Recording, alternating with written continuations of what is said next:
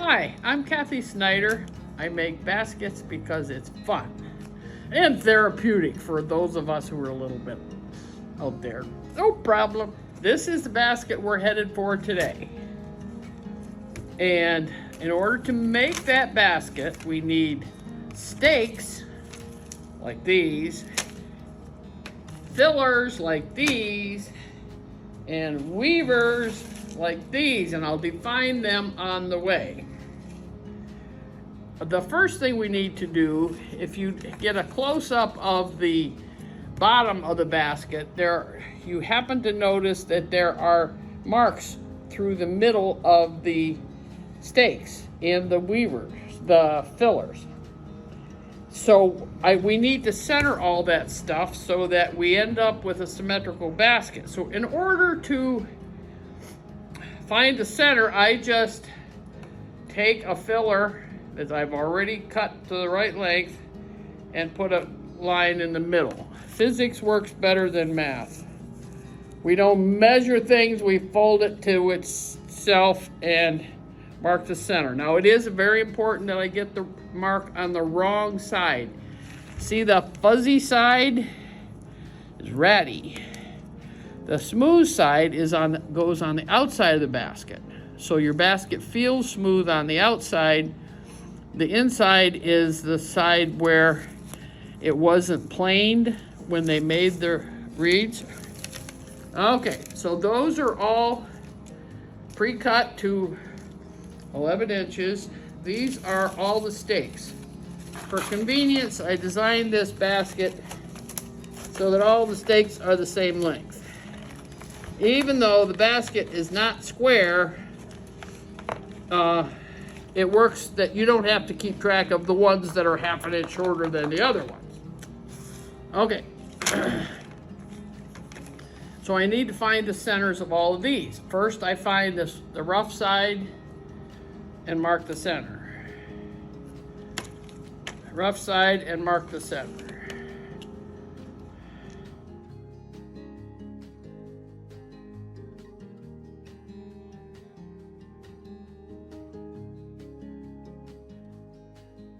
So, in order to make this base, we're going to put 9 stakes horizontal.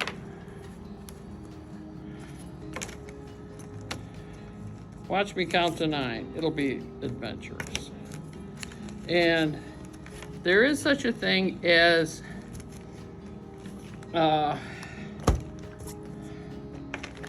spoke weights, but I don't have them, so I use other weights. Whatever I have that's heavy, like my tool pouch. And I need them all lined up parallel with a space between them, and I'm lining up the center marks. 1, 2, 3, 4, 5, 6, 7, 8, 9.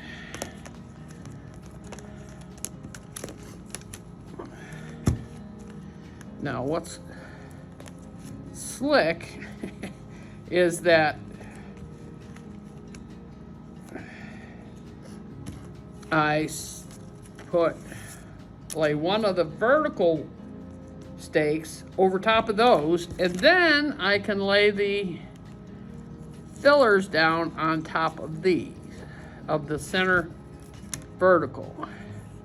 Rough side up, center mark over top of that first vertical stake, giving room so that everybody's going to be able to get along with their neighbors.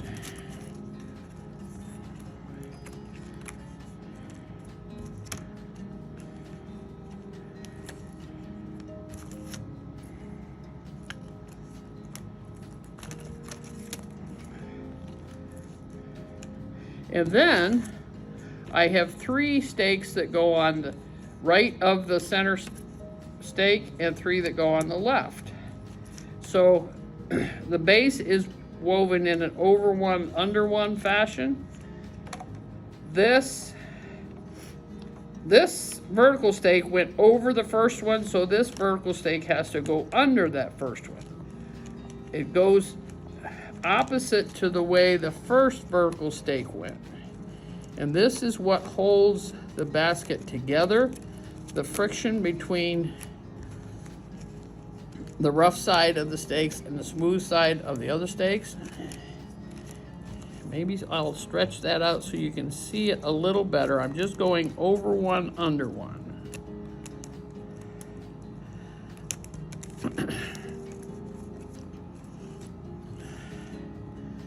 Over, under.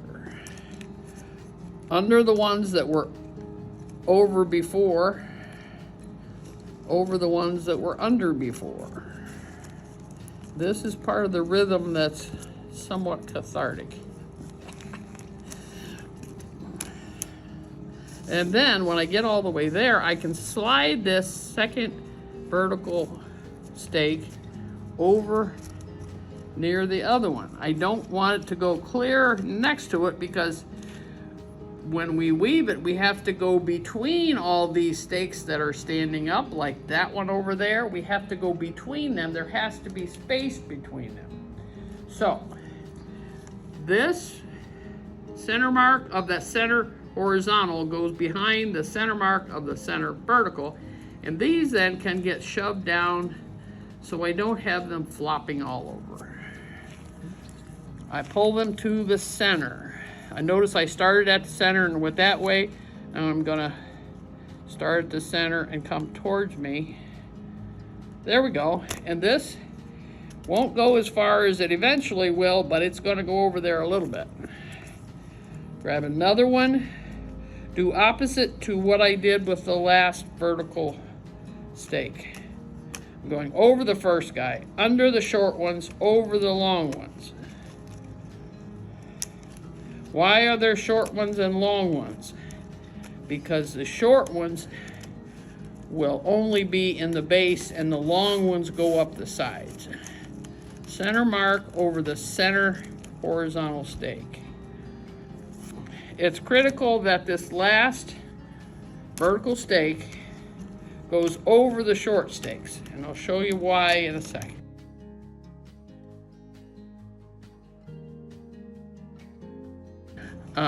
Center mark, center, so that your tails are long enough to do what you're going to need to do with them in the end. And so this can shove over. This can shove over. This is how I get calluses under my fingernails. This is why you get a break while you're making a basket, so that your fingers don't get tired. Okay, this is the magic part. We're gonna make the chicken feet. This is what we're headed for, these V-shaped things. These are made with the shorter horizontal steaks. So it was important that I shoved the vertical steaks over so that this would be long enough to get tucked under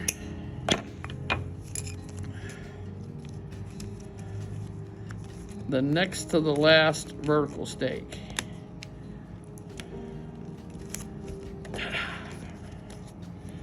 And so they all do that. I do have to cut it off the point that would show through, because that wouldn't be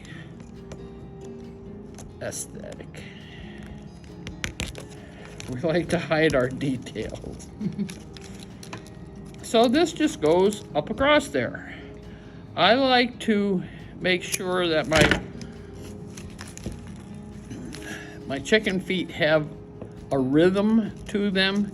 If we look back at this one, the lower ones always go under the second one. Under, over, under, over. And there's a mirror between this side and that side. The under ones and the over ones. But you can do it any way you want. It will still fill the holes in the basket. That's what the purpose of the chicken feet is so that if you use this as an offering plate in church, you don't lose a change. Or you don't lose a lot of the breadcrumbs out of your bread basket, if that's what you use it for. Okay. Notice these aren't bellied up, they're flat. And they're wet so that they will bend.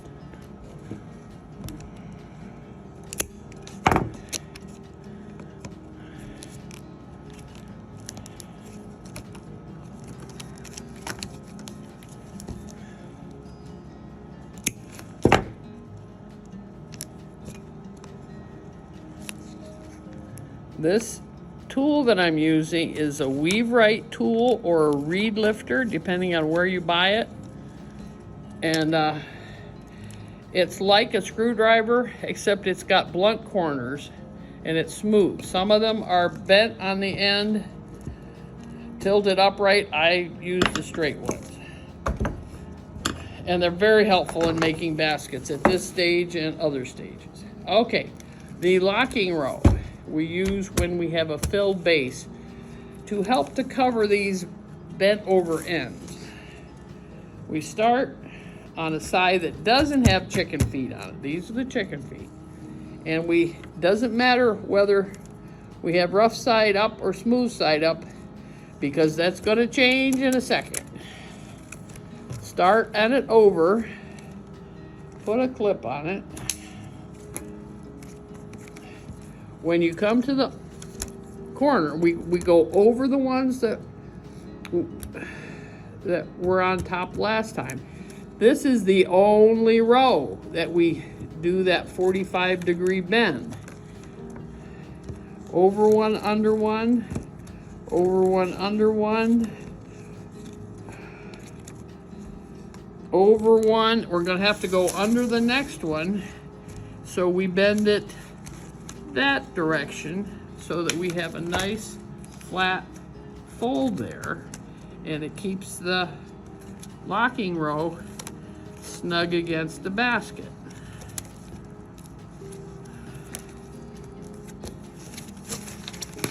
Sometimes you'll be folding up, sometimes you'll be folding down.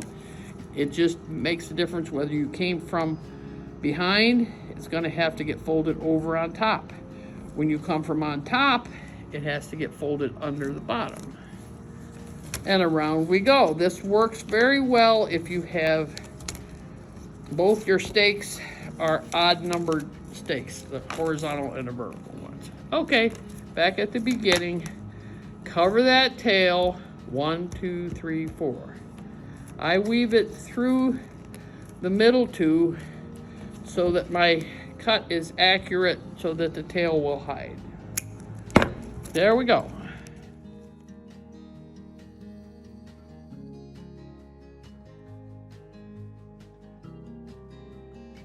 Now I'm going to spray this, and I already made sure that the base is rectangular. It's not screw-hawed. If it's screw-hawed, I push it back. The next step is called upsetting the basket. You give it a big hint that life is going to be different from here on out.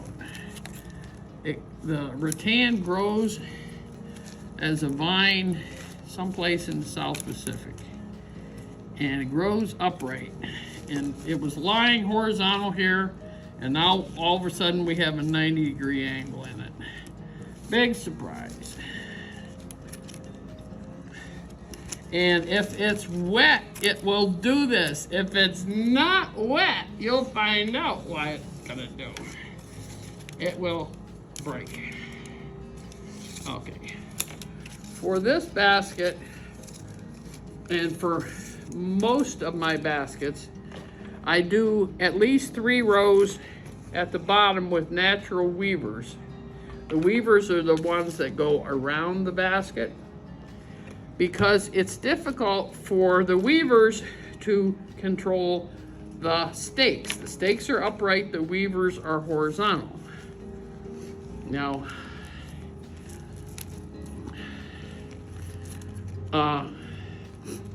so if we do the first 3 rows with all natural color, they don't slide up and down and leave tracks with their dye.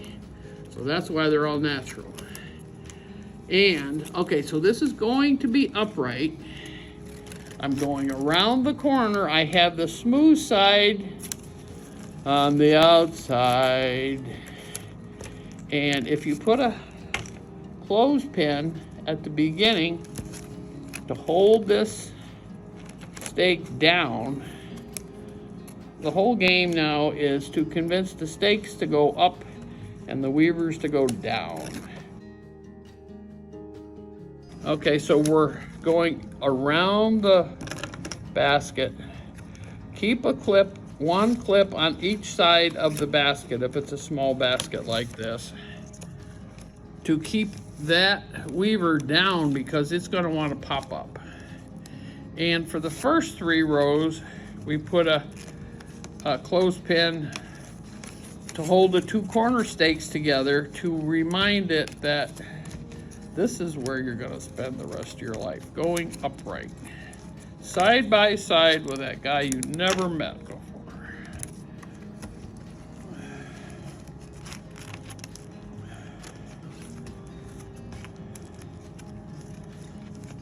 Okay, so I've gone across the 3rd side. Maybe I can do this so you can watch from the outside over there.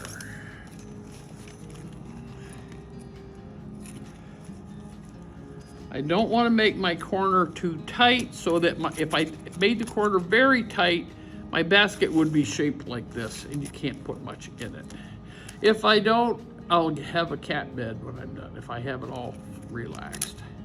So, tricky part of making a basket is paying attention to the weave, whether it's over one, under one, or some other pattern, and to the shape of the basket.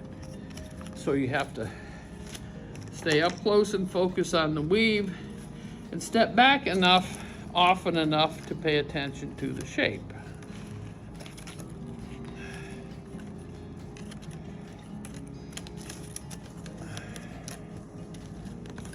Okay, upright, clip in the corner. Now, how this works, this is a splice. We're weaving this in stop-start fashion. So we want to hide all the tails. This is the beginning tail, and we overlap on 4 stakes. 1, 2, 3, 4. This weaver goes in the same path as its beginning end. So I just double it up right there. 1, 2, 3, 4, and its end is going to be behind this stake,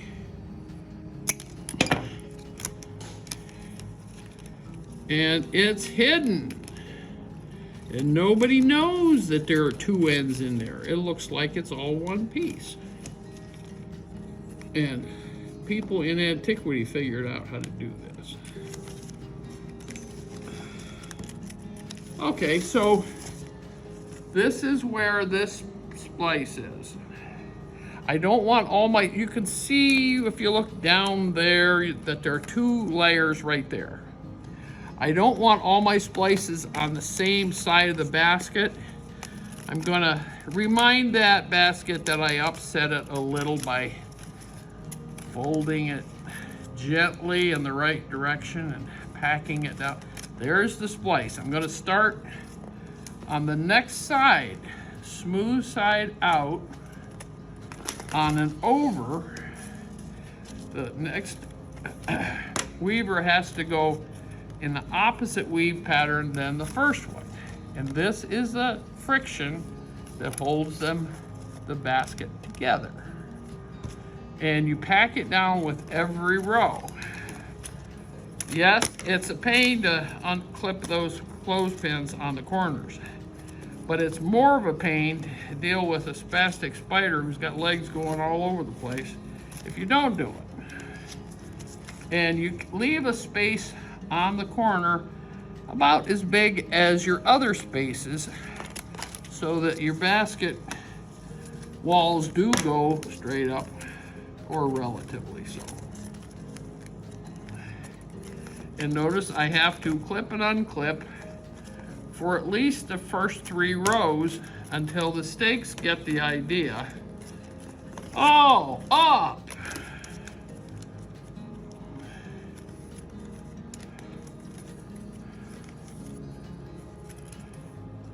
I don't need to clip any of the other stakes together. These, because that would just cause unnecessary repetitive motion. But I do clip the corners together and clip one clothespin on the middle of each side. Good, I'm gonna have enough. This is where the old splice was on the first row, and I'm gonna be going right past that, keeping all those ends hidden with the next row above it.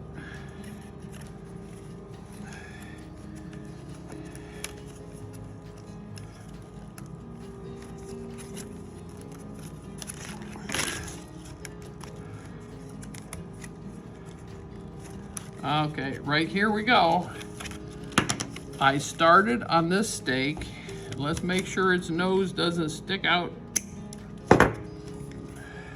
past the stake. 1, 2, 3, 4. Clip this about the middle of that stake, hide its nose underneath. And there we are.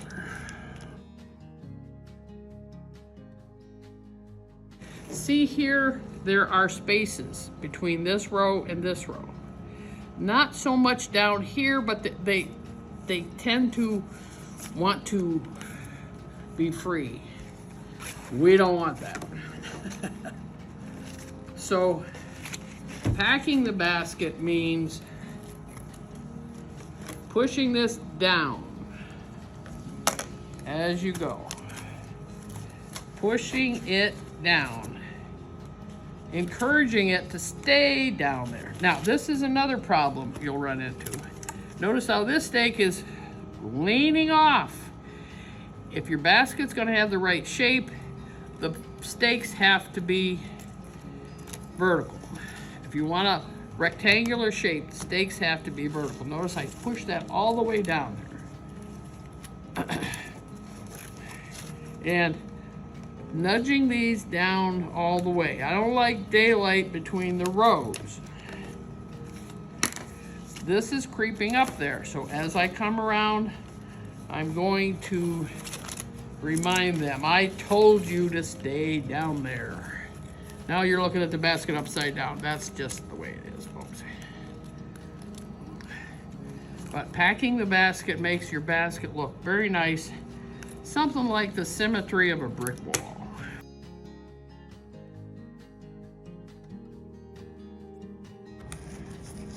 I don't put the clips on the corner stakes while I'm after the third row because they have generally figured out which way they're supposed to be.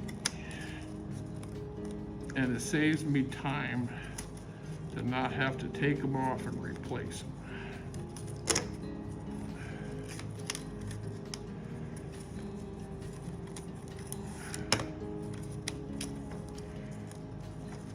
So, splice time.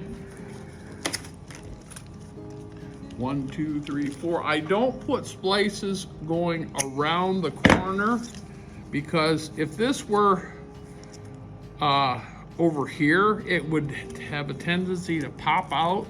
So make sure when you start a row that your end is going to be on the same side of the basket.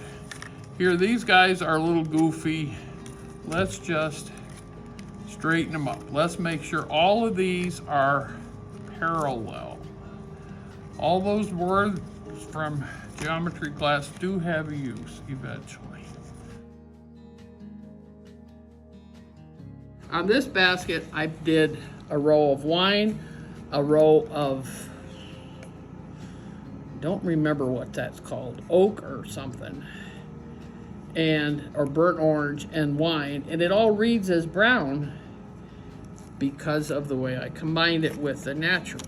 Okay, this is a basket that's ready for the rim. And you might think, well, it's got all that hairy stuff at the top. I'm going to use all that hairy stuff at the top. But it needs to be good and wet. I sprayed this before we started filming once, so it's been soaking in the water. But they're going to do things they have never thought of doing before. So they have to be compliant. So I'm going to clip this in place about 1/4 of an inch above the last weavers. Now I would normally pack this down. And I made this basket yesterday, and they pretty much stayed in place because I clipped them in place with clothespins.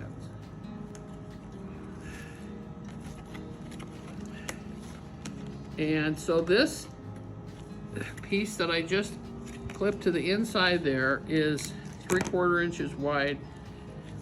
It's the rim filler, whatever. Anyway, I pull this out. The plan is these guys go over, each stake goes over the rim filler, comes back through the wall, and then gets twisted to its side, up to the right, and goes under every stake that it reaches. That's as simple as it is, and they all do that. What's over the rim, diagonal up across, clip this so that its point doesn't show up there, because you wouldn't want it jagged. And this guy holds that guy's end down in there. You do need to have at least 4.5 inches of stake here. 5 would be even better for this to work.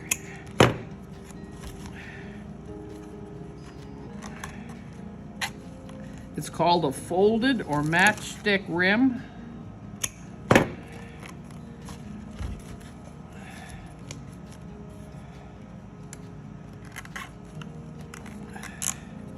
And it's a lot easier than many other rims.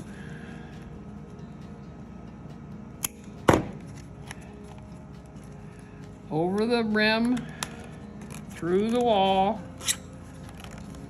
bend it at a 45 or whatever angle is necessary so that its end goes behind the second stake. Sometimes if they're long enough, they go behind the second and the third stake.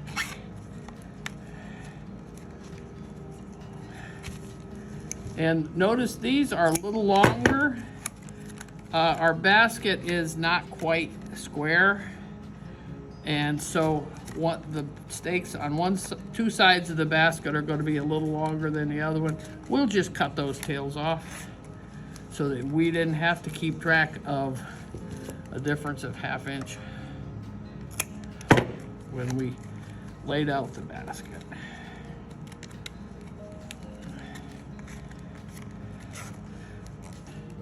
Notice I'm coming down on the home stretch, and the rim was a little short. If I close that in there, I'm going to have one short corner. So I'm going to pull this out. I purposely started folding over the rim 3 or 4 inches to the right of the splice in the rim. There's an overlap in the rim. So now I can pull it and make it long enough so I have a square corner out there. Planning ahead. And I'm still cutting these off, putting them behind. It's critical with a folded rim to have the space between the stakes, between here and here, between here and here, at least as wide as the stake is, because the stake has to go through that hole. Now you can cheat a little bit because it does bend and the diagonal distance is a little bit different because of the height of the hole. But yes, it has to be planned to be as wide as the hole. Now I can push one stake to the side a little bit to make the hole a little bigger.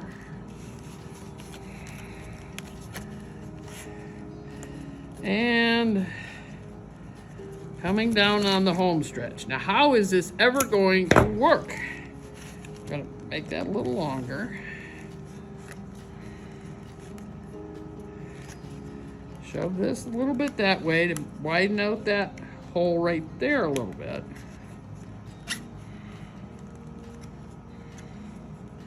Bend it, clip it. Now, I know how much I've been clipping off, so I'm just gonna clip those off there. We could have done that earlier, but we didn't. Notice this one is not in the center halfway between here and here, so I'm gonna pull that over there. That will make life easier. Stuff this guy through the hole. And stuff this guy through the hole. These last two we sort of do in reverse order. We do the last one first. This would be the last guy that came through. He goes over and gets tucked in.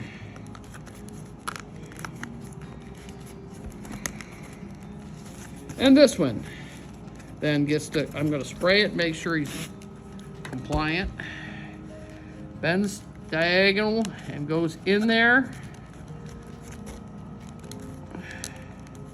Sometimes it's difficult to get, not have a lump in those last two.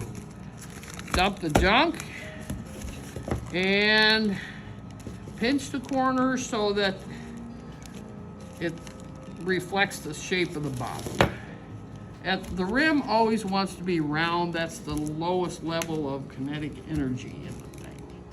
But we can make it rectangular if we override physics. Good luck with that. There we go. Notice these chicken feet show a little bit on the bottom.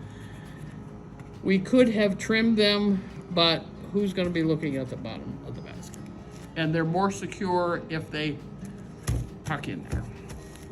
Ta-da! It's a napkin basket. Thank you.